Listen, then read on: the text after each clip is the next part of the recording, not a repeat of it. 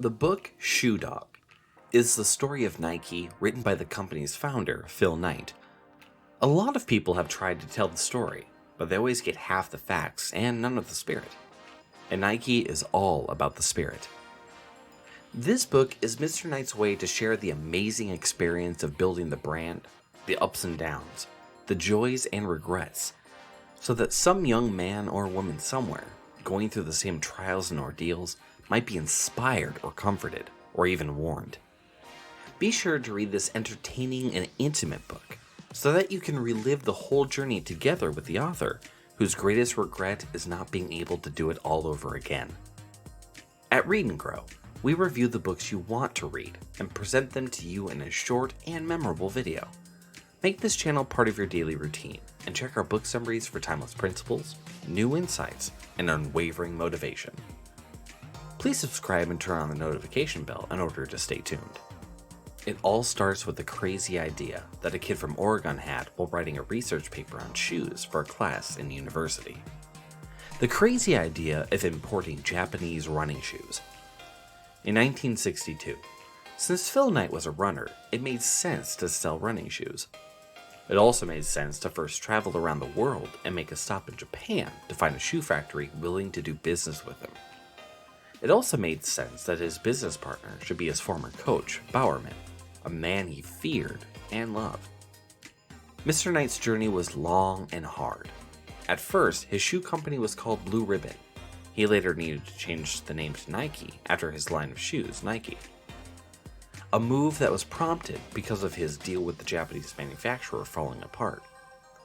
The early years of Blue Ribbon were marked by a constant struggle for cash, negotiations with banks that didn't want to do business in such an aggressive way, and struggled to keep up with growing demand. Since the beginning, the sales have been climbing geometrically year after year. Yet the company was always short on cash, always fully invested in new inventory, factories, and distribution.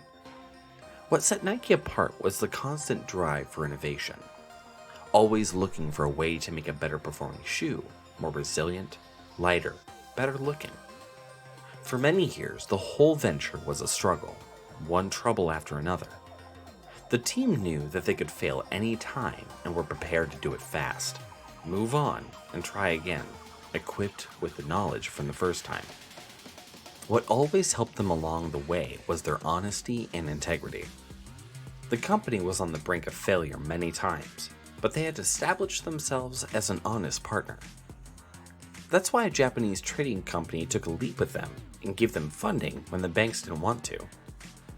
Why shoe dealers took their word for it when Blue Ribbon began selling their new line of shoes with a questionable quality but promised to improve it soon.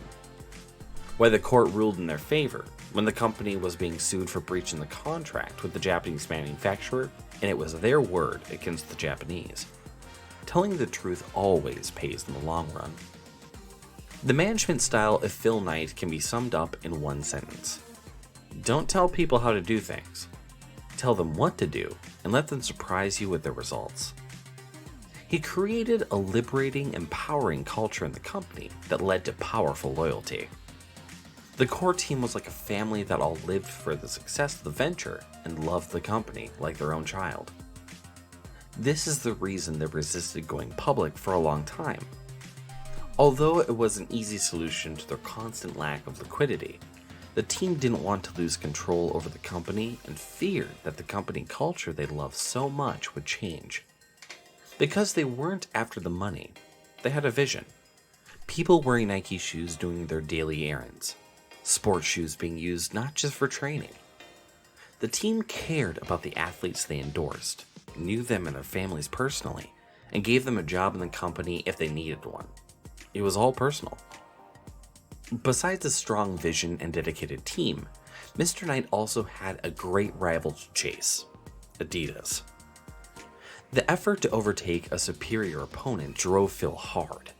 He didn't like to lose. This was a special kind of agony for him. The other drive to succeed was the desire to make his father and his coach and partner Bowerman proud of him. Two men who never gave much of praise and explicit approval, but were strong pillars in his life. Mr. Knight also shares how important it was to have the support of his family. Starting as an employee of the company, his wife Penny was as dedicated to the success of Nike as him. Being married to a man with a startup company is always challenging, but she was ready to put everything on the line, and to even take a mortgage on their house in order to pay for the next shipping of shoes. In his end, Phil never failed to tell his sons an engaging bedtime story that blended lessons in history with the recent events around his shoe company.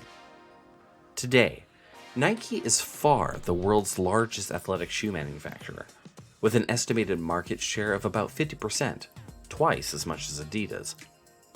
Nike has more than made it, and it was all worth it.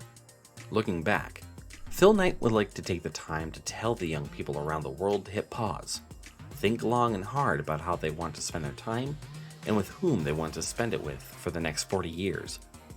He would tell men and women in their mid-20s not to settle for a job or a profession or even a career, to seek a calling. Even if you don't know what that means, seek it. If you're following a calling, the fatigue will be easier to bear, the disappointments will be fuel, the highs will be like nothing you've ever felt. If you enjoyed this video, you are sure to like our summary of Made in America, Sam Walton's autobiography and the story of Walmart. Thank you for watching. Please check our channel for more videos like this. Tell us in the comments, what is your favorite book? Can't get enough of reading? Find us on Facebook at facebook.com/readandgrow1 and also on Twitter at twitter.com/readandgrow1.